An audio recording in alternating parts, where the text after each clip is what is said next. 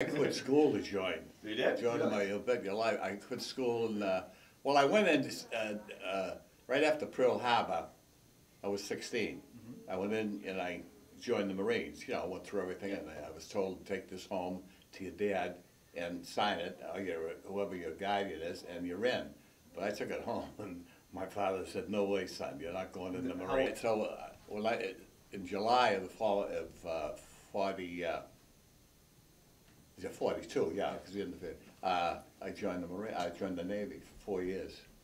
I only did about 5 weeks boot camp. Oh, really? That's just more or less to get your inoculations and you know, give you a uniform and get things like that. I don't know how I get into it, but I get into the engineers. Okay. And so, you know, I was below deck. Yeah. You know, I mean, about as far down as you could go. And when I get on the Quincy, after they completed the shakedown cruise like that, that's when, you know, we went over to Europe, and they prepared for D-Day. D-Day was supposed to start the 5th, because we had started out, because it was an awful big armada. Yep. And we probably got halfway across, the weather was so bad they canceled it, so the ships had to just go around in circles, you know, for the rest of the night. And then on D-Day there, I think Quincy shot about, well, we went into general quarters probably about 10 or 11 o'clock that night.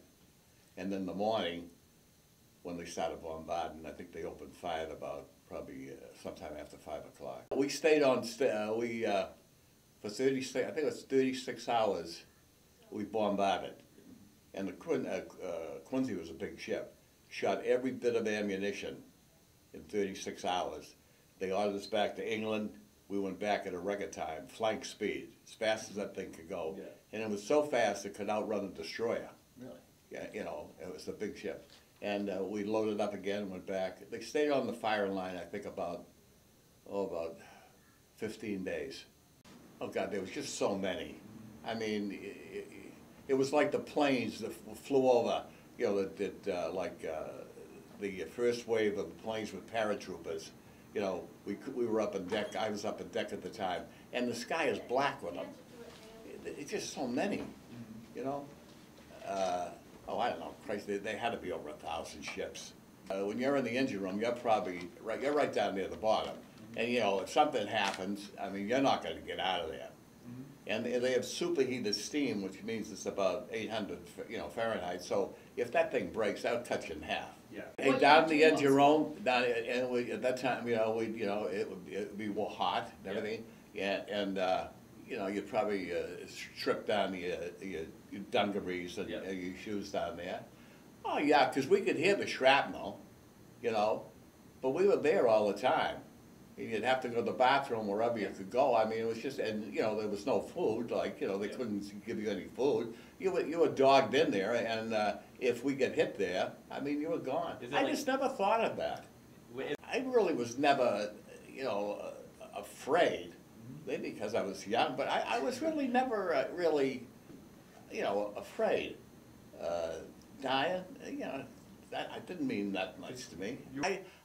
I don't know today, but my generation, they went, they did what they had to do, when they had to do. They came home, and that was the end of it. They don't say, at least I found, they just don't talk about it. You know, that's one of the things about it. Come back home, you go to work, you know, you get married, and you raise a family, and you know, and that was it. They just didn't. They just, I guess, did their thing, and that's what they were supposed to do. I mean, hey, me and 16 or whatever million others, you know, everybody, you know, did their job. Sure. All I can say is, I'd do it again. I'd go today if I could. You know, that's how I feel about it. I do it in a minute. No, it was a different time. I think we were more together.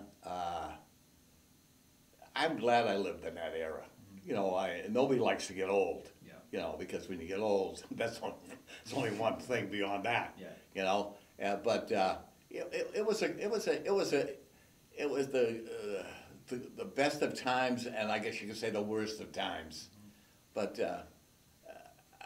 I'm glad I lived it. I'm glad I even lived it growing up. not really having much, having really almost nothing, I'm glad, because I think it made me a better person, you know? I mean, Compassionate. You know, I really think it made me a better, I appreciate things. I don't expect things. I mean, yeah, you know, I want to earn what I get. At that time, it seemed everybody, well, which they should, everybody pulled together. You know, it was just the 40s, the best.